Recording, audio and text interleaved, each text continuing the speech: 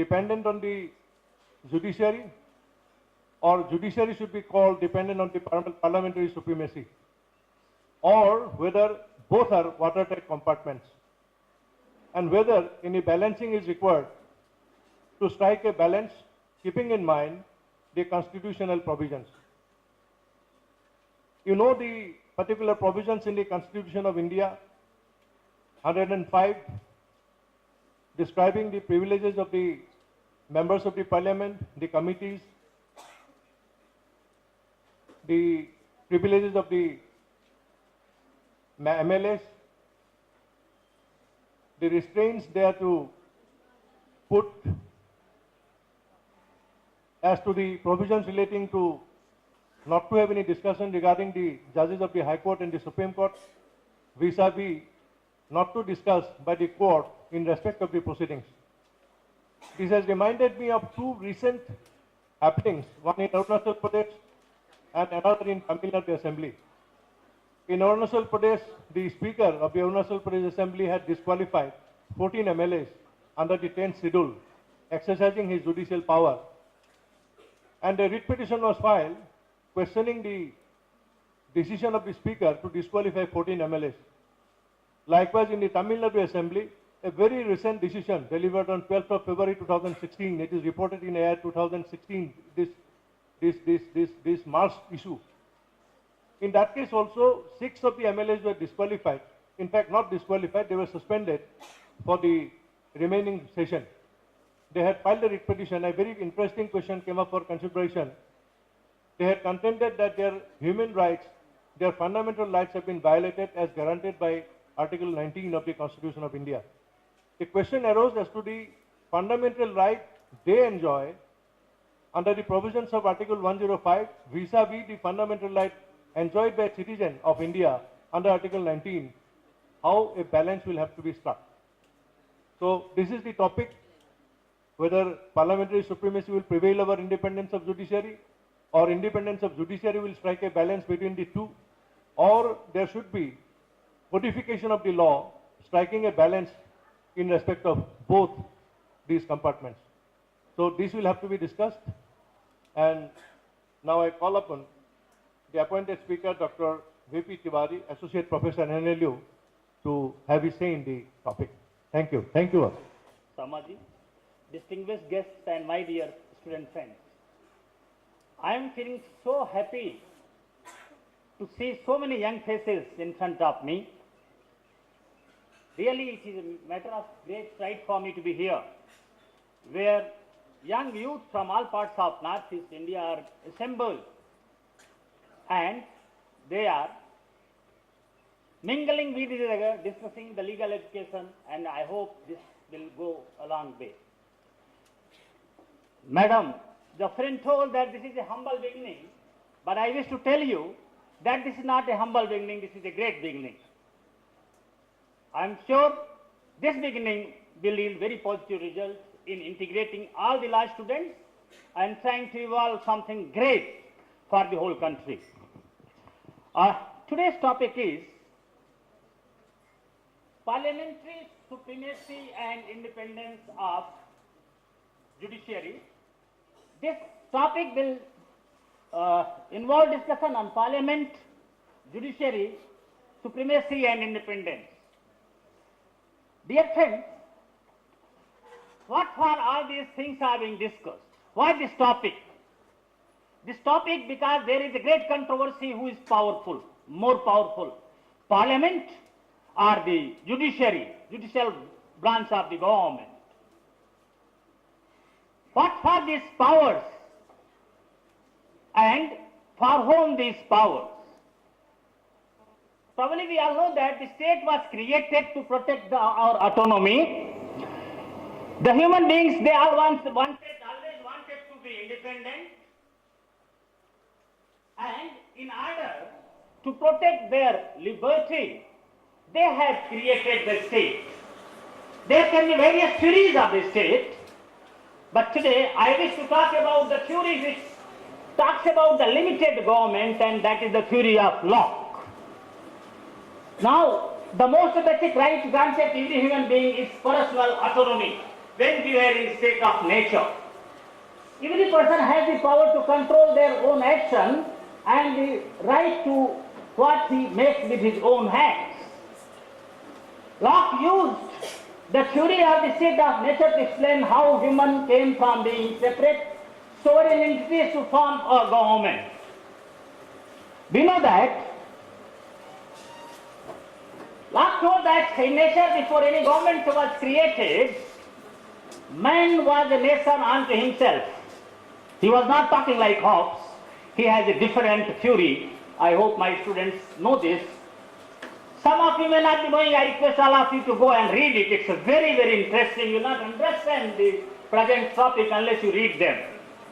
He was free to do whatever he pleased when the state was not created. However, this meant that he had to protect his own property from the whims of everyone else. And this used to take a lot of his time. So he wanted that each man was his own police, own judge and jury, which was very taxing on his time and energy. So what he thought that he should create a government, give some of his powers, I repeat, some of his powers and not all the powers, to the government who will protect the liberty, property of this individual. Now, people would be free without government. They would do what they want, when they want, and how they want. Yet they decide to be under a government because it is very taxing to manage all the affairs. There can be only one responsible explanation to this.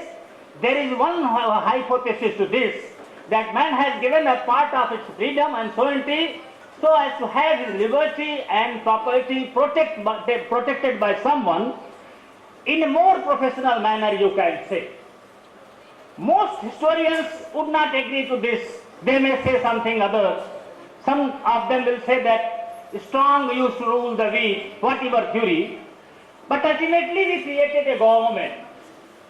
And the government was given the responsibility to protect our liberty. The government might be in the early days in the form of monarchy, in the form of kings, who used to have all the powers, the legislative, the executive and the judicial powers. But with all these powers, they became uncontrolled.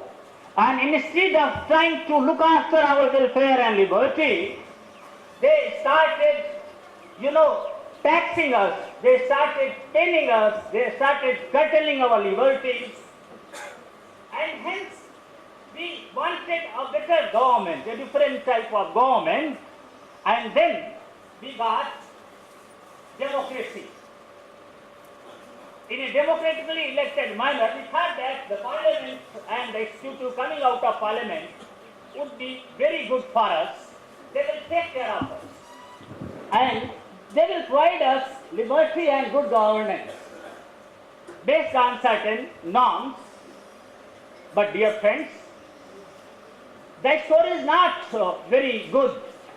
Even the parliamentarians were not very good to us. As briefly Honorable Justice Ahmadi mentioned in his introductory speech, they started playing with our rights. Yes, this all we know. I'll skip this. Parliament, this is the name of the parliament of various countries. British has given parliament to us. Parliamentary system started in a proper manner in Britain, where they grabbed powers after a lot of struggle from the king. And about the British Parliament, it is being said that they are so much powerful that they can do anything on the earth except converting a female into male and male into female. Some say that with the advancement of the technology, even that is possible for them. Now, what problems the parliament created, I will just refer a few cases from our own country. Now, this is the case in 2006. This is the newspaper report, and I will read it for you. APJ Abdul Kalam on Friday gave assent to the amendment Parliament Prevention of Disqualification Act 1959, popularly known as the Office of Profit Bill, that wiped off controversy. Now, Parliament has power to legislate, we all agree with that. But up to what they will legislate and why they will legislate is a question. Now, this bill was brought in the Parliament House to protect one person in the country. Who is that one person? Can somebody tell? Sonia Gandhi. In order to protect her, live in the Parliament House, to protect her seat from Raebareli, whole act was changed. Now, is it for this purpose the Constitution has given the power to Parliament? That you protect one individual and change the whole law?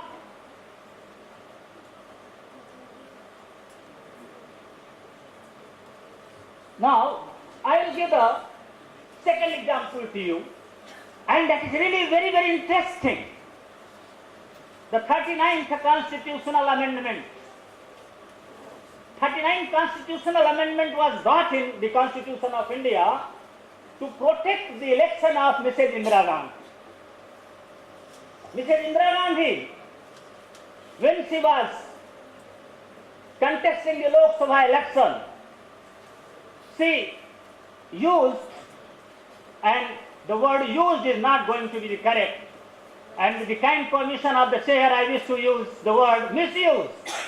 Her position used whole the government machinery, including the collector of the Raebareli, in her own conviction. And when her election was challenged, and Honorable Justice Sinha of Allahabad High Court gave a verdict against her, she changed the Constitution and made via Article 39 amendment, this amendment, 39 Constitutional Amendment, that election of a Prime Minister and a Speaker of the Lok Sabha cannot be questioned in any court of law. Cannot be questioned in any court of law. Really, I wish to read a few sentences from this, but I have time to speak only up to 1:5, and it's only 5 minutes left, so I'm not going to read this. I will email to you, and I request all of you to kindly read this judgment. Very interesting amendment, the constitutional amendment, and read the judgment. No court has the power to challenge, to look into the election, whether the voting has taken place or the returning officer himself has declared Indira Gandhi or any Prime Minister or Speaker as a winning candidate. No court can look into it. Now, without wasting any time, I wish to quote the third example. Now, the Parliament wanted to reform, bring some reform about land reforms, Zamindari abolition, and it was violating equality and right to property. So they tried to coin a new method, and they created 9th schedule. And they told that if some act is being put in the 9th schedule, it will be behind judicial scrutiny. My dear friends, the objective was basically to save the Land Reform Act and not for putting anything and everything in that schedule. When the Mandal Commission case came before the Supreme Court of India, it was decided that the reservation cannot be more than 50%. But the Tamil Nadu government gave reservation as high as up to 70% and put it in the 9th schedule. Meaning thereby, the judiciary cannot challenge this. Has the supremacy to Parliament been given for this purpose? Now, can the act be brought by the UPA government and declare Sonia Gandhi to be the Prime Minister of India for lifetime and the life of the Lok Sabha for say 70 years? Can present government run by Modi bring a legislation in the form of money bill? Now he has started playing that a normal legislation has been brought in the Lok Sabha as if it is a money bill, and that has been passed by both the Lok Sabha and of course Rajya Sabha has no say on it. So who will check this? Is Parliament required to be the supreme to make whatever they feel to do on the grave of the welfare of the people? The big question was, who will check it? And the answer was only one, and that is the judicial department of the government will check it. But the big question again comes that Modi has the support of whole country, 125 crore of the people. And judiciary, the 31 judges of the Supreme Court of India, they are not responsible to anybody. They are not accountable to anybody. They have just been nominated to some process, right or wrong, correct or incorrect, capable or incapable.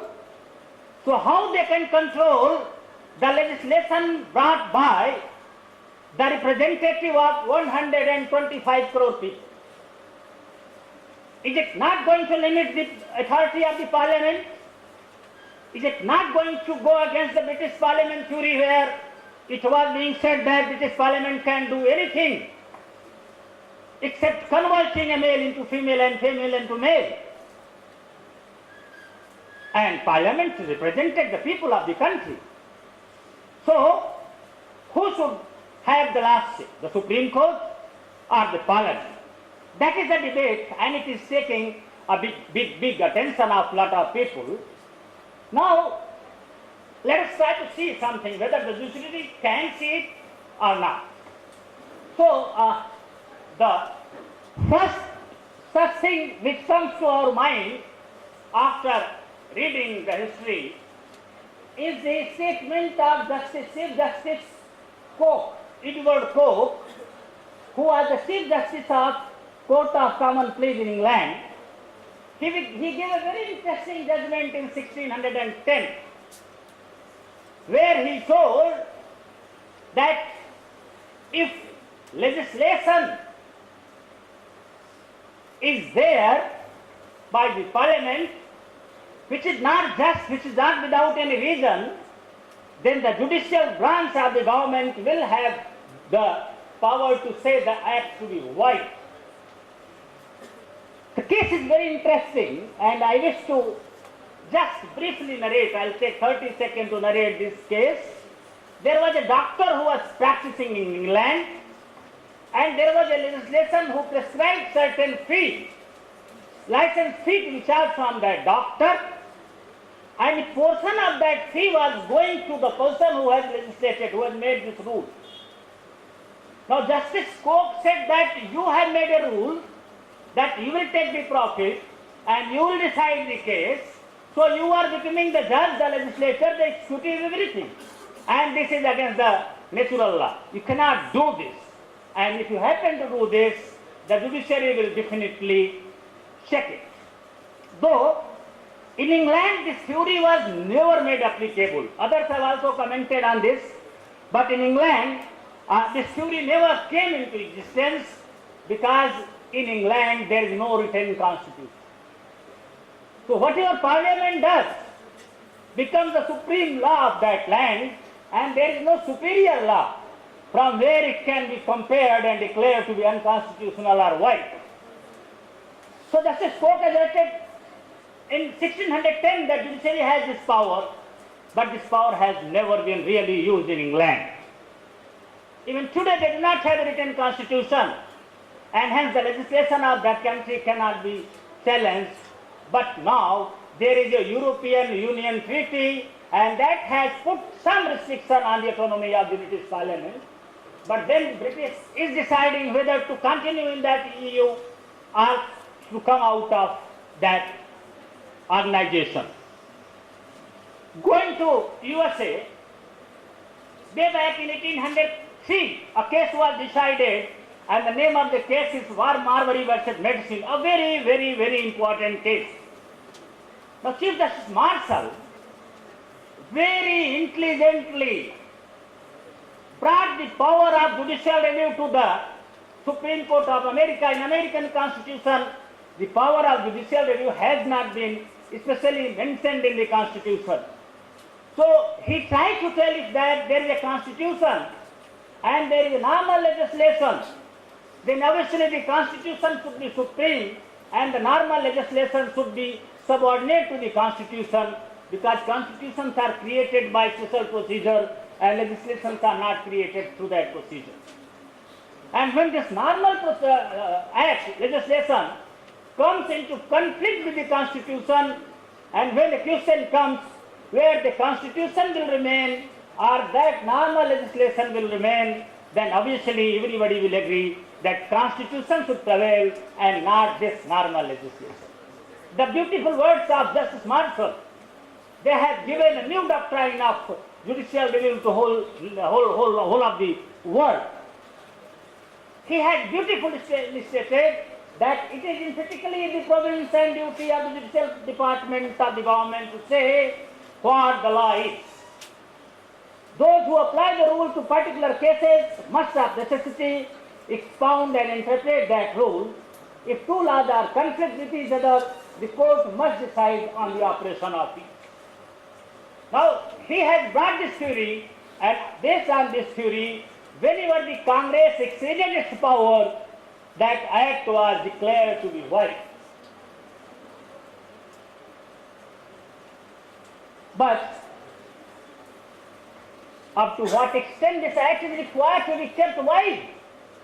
Recently, the Supreme Court of India has declared a very important act passed by Parliament to be void, NJC Act, and debate has started again.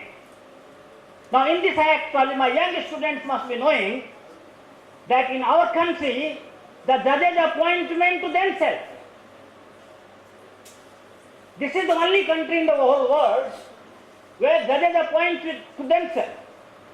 And my dear friend, if we read the words, very clearly Article 124 says that the President shall appoint the judges in consultation with Chief Justice and such other judges as he may deem fit. Now in Keshavanand Bharati's case, which was decided by 13 judges, the meaning of amendment was searched in the dictionary. If you read the judgment, you will find that all judges refer all possible dictionaries to find out the meaning of amendment and came to the conclusion that amendment does not mean replacement. The Supreme Court very nicely, and the best judgment given till now, Keshavanand Bharati's case said that amendment does not mean replacement, and some sort of originality has to remain after the amendment, and that is known as the basic structure. Beautiful theory. Now, wherefrom the consultation meant the concurrence, as has been expounded by Honorable Supreme Court of India. Now they want the consultation to mean the concurrence. And unfortunately, my dear friends, the dictionary, they keep updating, lot of new words keep coming. But this meaning given by Honorable Supreme Court of India has not been accepted by any dictionary writer, dictionary publisher. That means that other than the Supreme Court of India, nobody agrees with your explanation that consultation means concurrence. Now, on what ground this act passed by the Parliament has been held to be void, I'll read the judgment very briefly. His Lordship Justice Kehar says, while advocating upon the merit of the submission advanced at the hands of the learned counsel for the rival parties, I have read at the conclusion that Clause AB of Article 2124A do not provide an adequate representation to judicial components. Now, NJC, the provision, I will just say, the Chief Justice of India shall be the chairperson. Justice Kehar writes that there is no representation to judiciary. And the Act says that Chief Justice is the chairperson. And then further it says that 2 other senior judges of the Supreme Court. So out of 6 members, 3 are from the Supreme Court of India, and Honorable Justice Kehar says that there is no representation of the judiciary. I salute you, Honorable Justice Kehar. Thank you so much for writing such a wonderful judgment. Which my young students, as expected from Honorable Justice Ahmadi sir, will scrutinize, write comments and publish it. Now, judiciary want to be independent. It's very, very essential. But what for they want to be independence? For the same reason as the parliament wanted. If they decide something, they should not be punished for that. They should have the freedom to decide as they want to decide. Now Justice Ahmadi sir says that let the Kanhaiya tell whatever. Let him say whatever he feels. Afzal Guru, hum sarminda hai, tere qatil zinda hai. The qatil Supreme Court judges who have decided in his favor. The JNU is ashamed for the Supreme Court judges are alive. Let him say, we should forget. But the judge of Delhi High Court says that no, you cannot do like this. The lady judge who has given the bail. Now both the judges, Honorable Justice Ahmadi and that lady judge who has given the bail, should have freedom to decide a case in whatever manner they want. That is the judicial independence. There should not be any pressure on them. They should have their own conviction. They should have their own reason to decide a case in whatever manner they want to decide. And that is the judicial independence. My dear friends, what are the essential points for this? What is needed to ensure that the judges are independent? I will briefly take you to a few points. There are only 3-4 points. When I was trying to read, I tried to refer many articles, and I found that if we ensure 4-5 things to honorable judges, they can feel to be independent without any pressure. And the first is the fixed tenure. Fixed tenure means they should know for how many years I am going to continue. Maybe 10 years, 5 years, 2 years, 3 years, or for lifetime. So we do have a fixed tenure for judges. We all know that honorable judges of the High Court will serve there up to 2 years, and Supreme Court judges will be there up to 65 years. So to some extent the Constitution of India has provided the fixed tenure.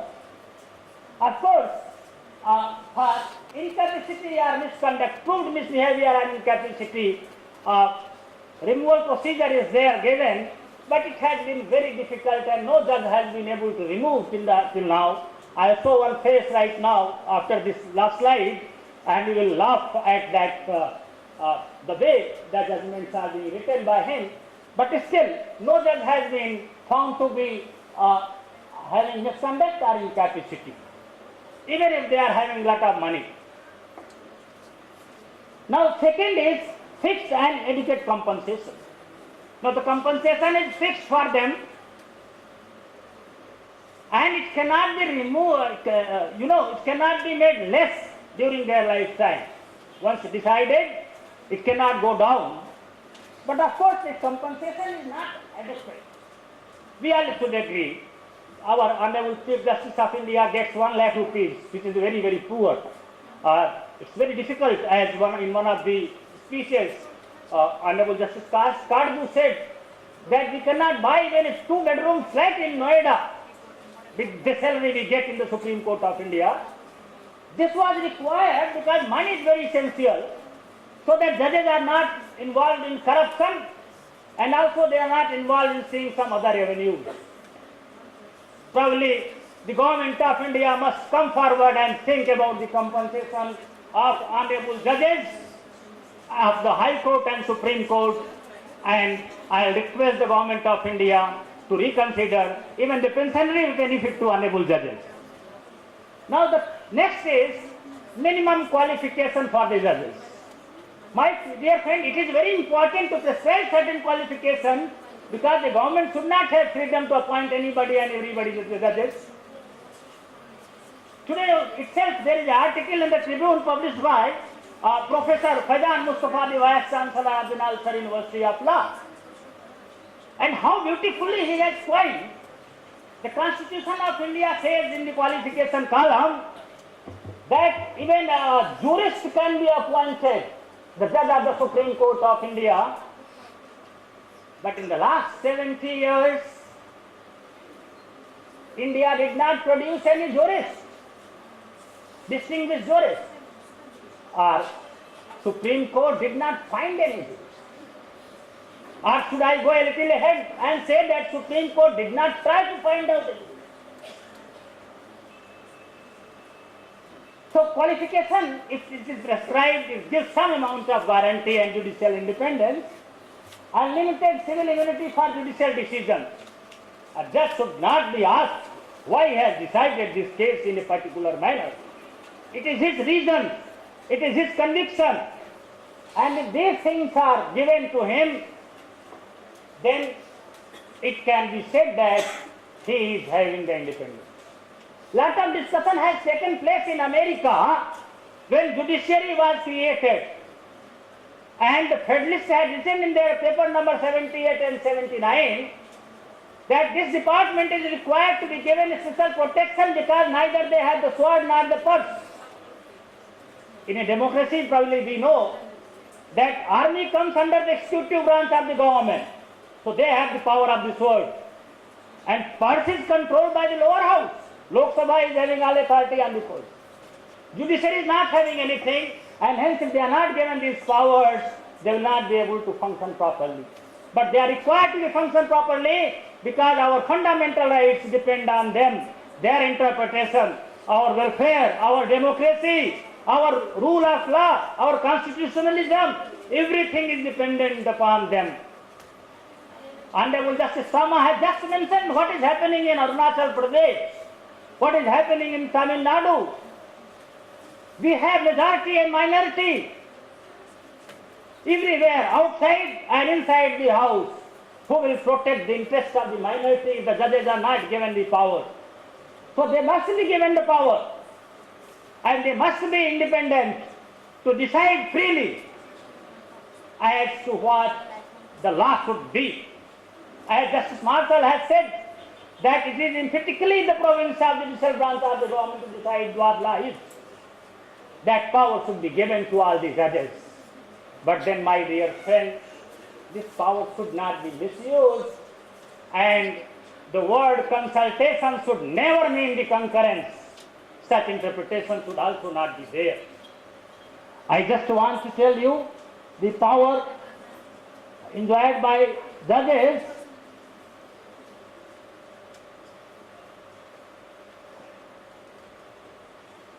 I hope all of you know Honorable Justice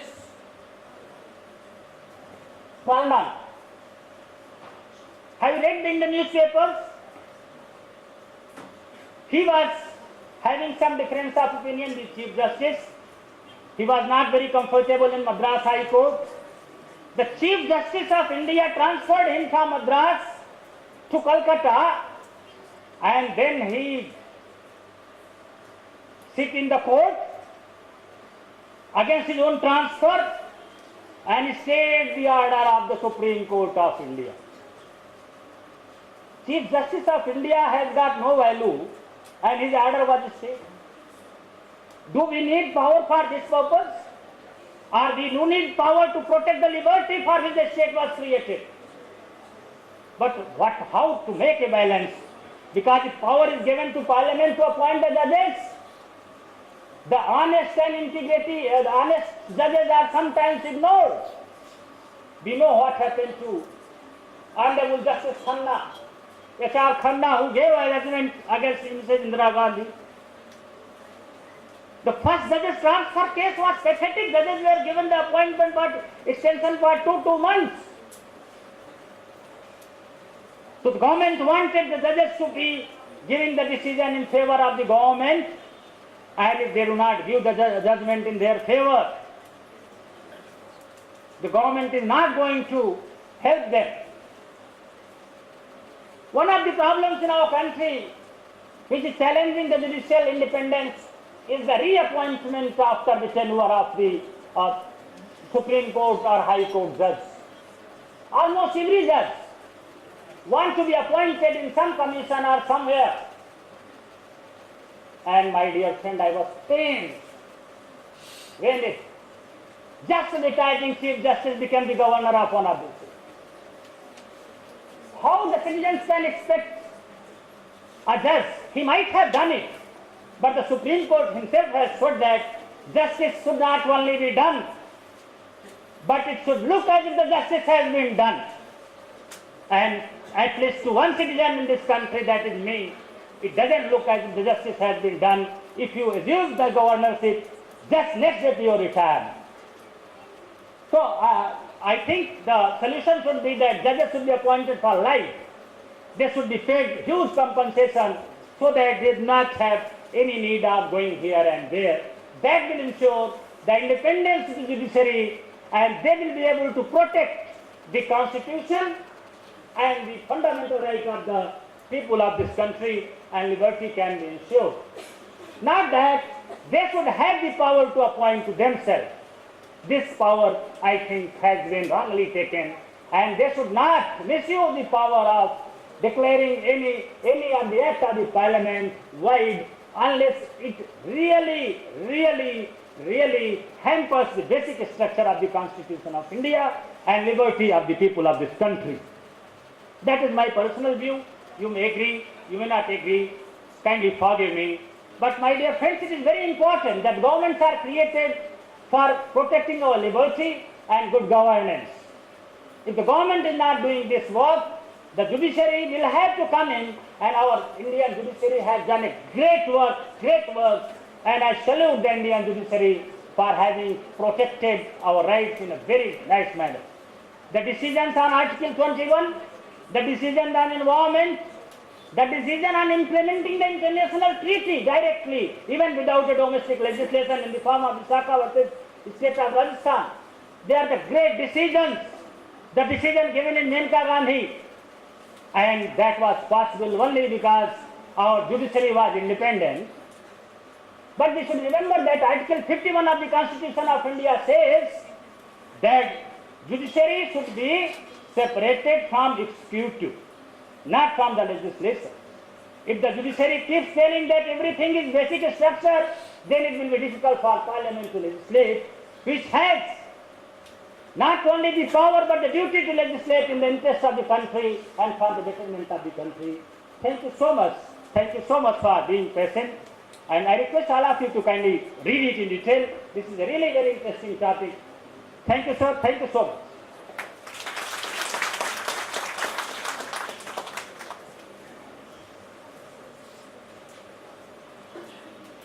With due permission from the chair, I want to trigger certain things to the White House.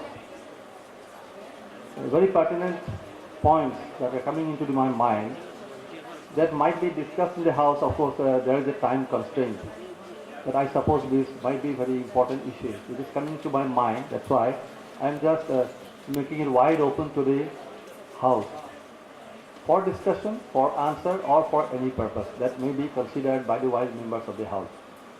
I've got 4 points to be considered. Number 1, basic structure of the Constitution. Number 2, amendment of the Constitution. In fact, the honorable member has touched upon this subject, 2 subjects in his speech. So it is coming to my mind. And then 3rd and 4th are coming just this independence of judiciary and supremacy of parliamentary supremacy or supremacy of the parliament. Long back, Justice P.B. Gajendra Gadkar, he gave one very nice article on what his own comment as the parliament is supreme. That was his view long back. Parliament is supreme. Now, what is meant by parliament is supreme? Whether this is supreme on the authority of the judges as well.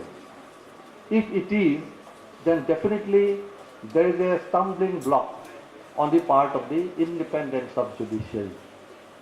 First point. Second one, whether basic structure of the Constitution is a sacrosanct. Because there is nothing written in the Constitution about the basic structure. Now, say for instance, the fundamental rights, people say that the fundamental rights are basic structure.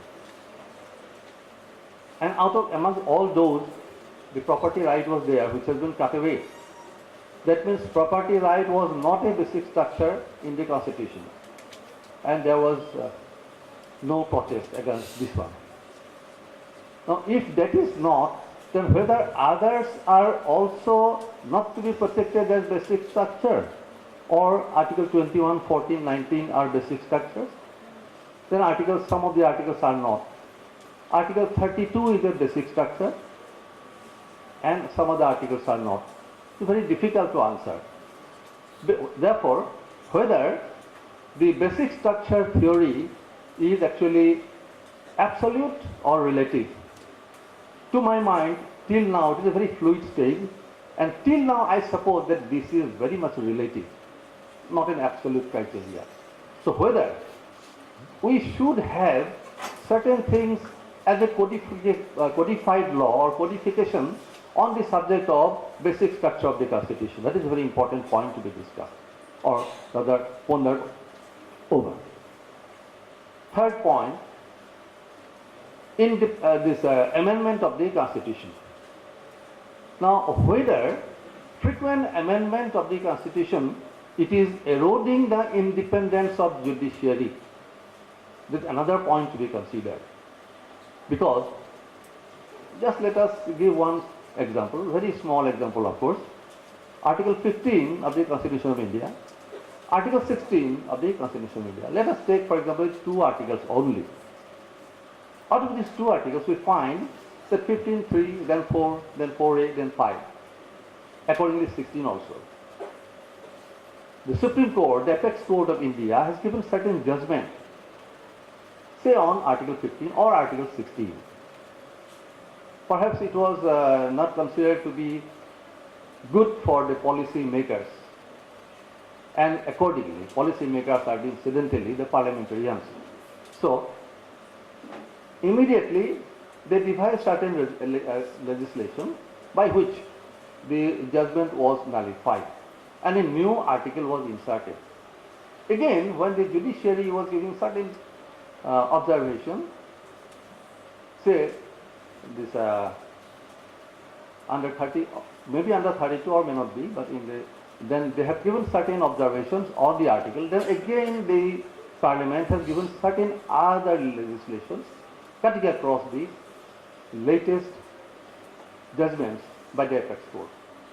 Now, if that is so, whether we should have frequent amendments cutting across the judgments of the Apex Court or the Supreme Court?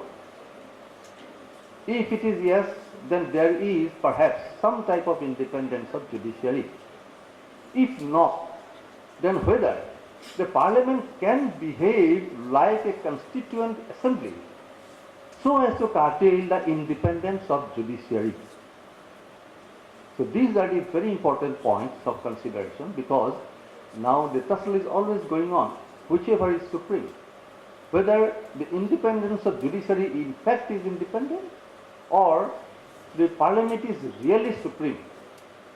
Because Parliament goes on some other aspects regarding policy matters also, but in Apex Court generally do not go about the policy of the government. They are remaining silent and they go on the constitutionalism of other subjects.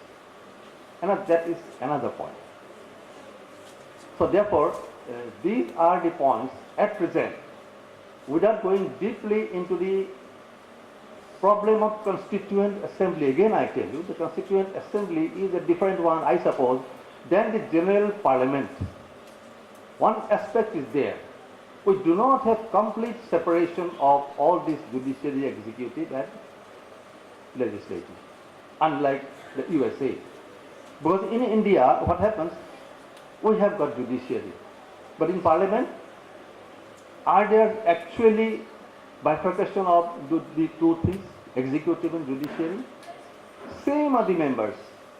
All the members of the parliament are same, and the same type of members who are common members, they are having both the powers as executive and also legislative. So whether we can go for that extent also, or whether we can take the example of USA, maybe in that case, maybe they are more democratic than our country. I suppose these are the moot questions now presently, immediately that is coming to my mind, and if it is found worthwhile, then perhaps the House may examine these 4 or 5 points that I have thrust upon the House, so wise decisions to be taken by the members of the August House. Thank you.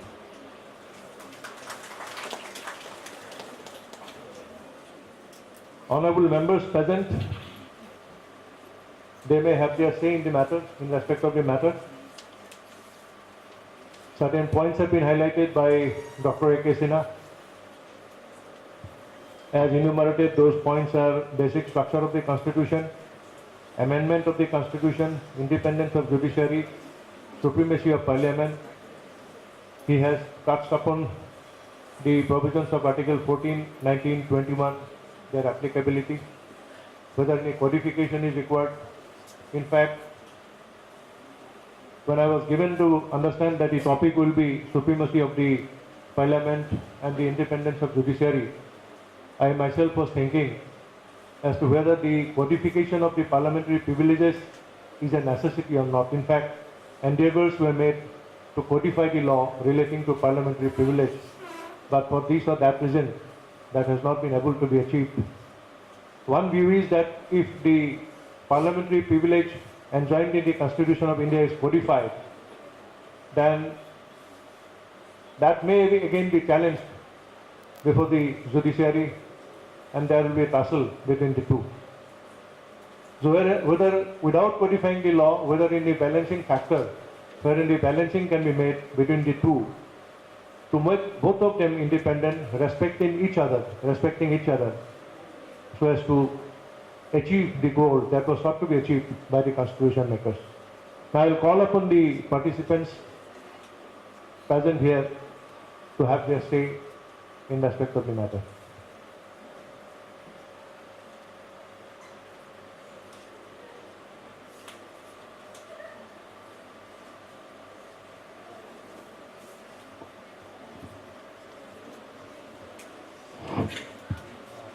Mr. Chairman, I do not belong to legal or judicial fraternity. I am an academician and teach political science. And maybe that my view will be from that point.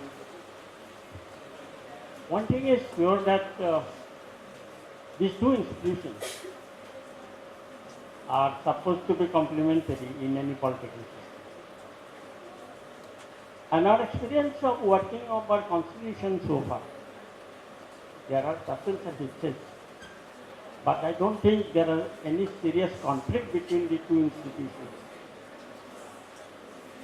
of Parliament and judiciary. The very word that we have used, supremacy of Parliament and independence of judiciary, shows that the Parliament is bound to occupy a leading role in the functioning of the Constitution. And in our case, we may go to the social contract theory on the analogy of Great Britain, but the Indian political system is too functional within the framework of the written constitution given to us. And as in the inaugural session, Justice Ahmad was mentioning that our mindset of functioning of the political system is to be with the people. Luckily or unluckily, here in our system, our constitution, gives this representation of we the people to the Parliament. Another important thing is that Parliament is not permanent. We renew it every 5 years. And therefore, if the Parliament commits certain mistakes, or oversteps its powers given by the Constitution, you can certainly replace it next time. Whereas judiciary is a permanent thing. It is not replaced every 5 years. It is not changed periodically. It is continuous. So, in the judiciary, as an institution, we have less scope of modifying, correcting certain things. But in the parliament, we have more scope of correcting the mistakes. If the parliament today could amend the constitution, of course, there are instances of amending the constitution in one day. 39th amendment you mentioned about, the Indira Gandhi's case. That amendment was passed in one day, moved in the lower house, first in the lower house, second sent to the upper house, and passed by the upper house also in the same day. These instances are that. Wherever it is done, if the constitution is sacrosanct, then it should be treated as such. And constitutional amendments cannot be so hurriedly passed. It is not an ordinary law that can be, reversed in next time. So this is there.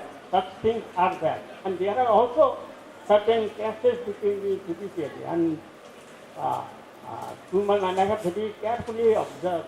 They followed the Arunachal Pradesh case, and I found certain comments from the court of the background, the governor, and all that. Well, that is not very welcome.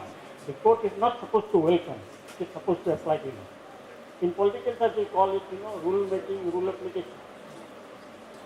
So far as the proceedings of the court, when during the proceedings of the court makes certain extrajudicial comments on certain functionaries, and one says what happened, this does not give a very good impression of the court. Court always the people observe, and the impression of the people is that court system will be absolutely important.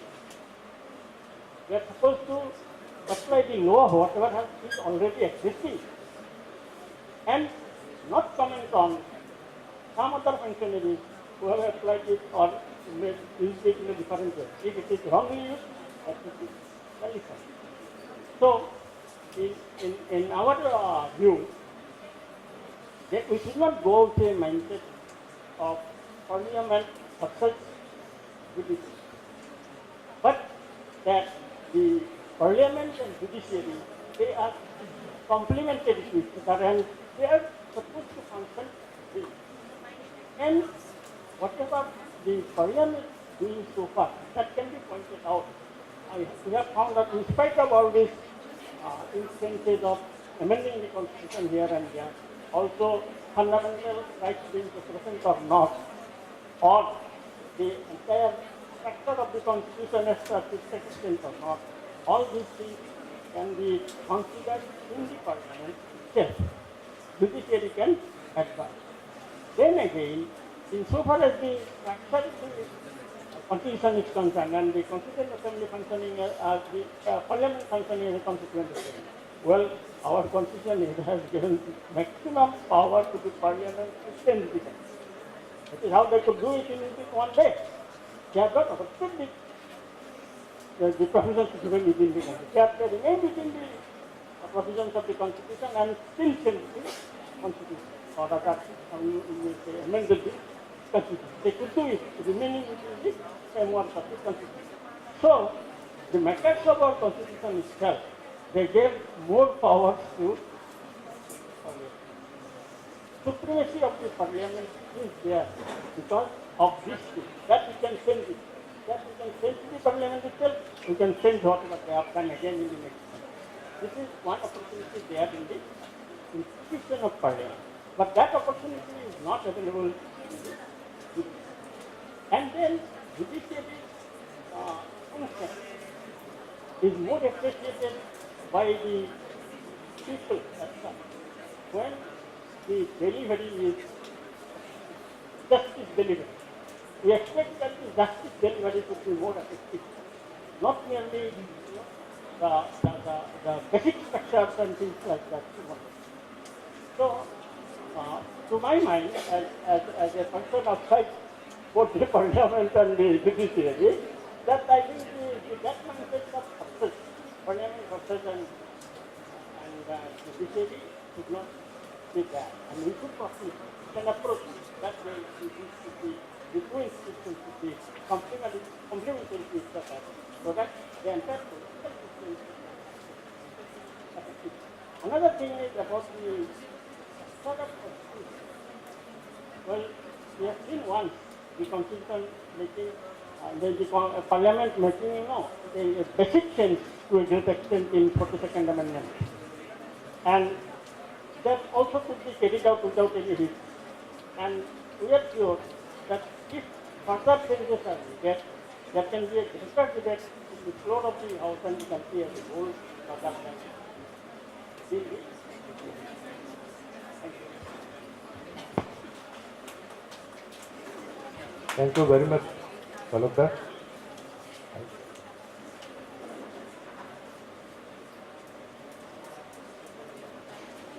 Any other participants would like to express anything?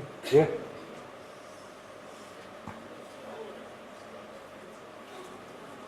You are a student? Very good. With the permission of the chair and all the respected members present here, who are having a very good experience in the legal fraternity as well as sir has spoken about political science background, I would just like to touch upon the topic of independence of judiciary and parliamentary supremacy in a very short way. The basic reason we talk about parliament versus judiciary, and we always criticize the parliament that it's giving vague laws and it is always put before challenge before the Supreme Court or the High Courts. But then the reason behind these laws is not known. The Constitution and the various legislations of the country have given the power to the citizens of the country to elect those people who are sitting in the parliament through various elections that are held at regular intervals. But then if the citizens are not well enlightened about their rights and about how to elect the people, then the elections will be wrong, and then the laws will be wrong, and finally those laws will be put before challenge before the Supreme Courts and the High Courts, which fall under the judiciary. It very often happens in the small constituencies and the villages that when any member or any candidate participates or contests in an election, they pay small petty amounts or maybe throw big parties for the villagers, stating that you give me one vote, I'll pay you 500 rupees or 1000 rupees or 300 rupees. The day people will use their rights effectively and elect the correct people, that is the day when parliament will not only be supreme, but it will be at par with the judiciary, and the laws enacted by the parliament or the state legislatures will not have to be brought before challenge before the judiciary. And if the Constitution of India is providing that the President of India is supposed to appoint the judges of the Supreme Court or the High Courts, then the President should also know about the power given to him under the Constitution, and he is supposed to be only in consultation with the Chief Justice of India or the judges. Instead of listening to the Council of Ministers or the Prime Minister and approving their suggestions, who are most of the time hand in gloves with the other judges of the Supreme Court or High Courts, it should use its own mind. He or she should use his own mind and then only use the power given to him under the Constitution of India.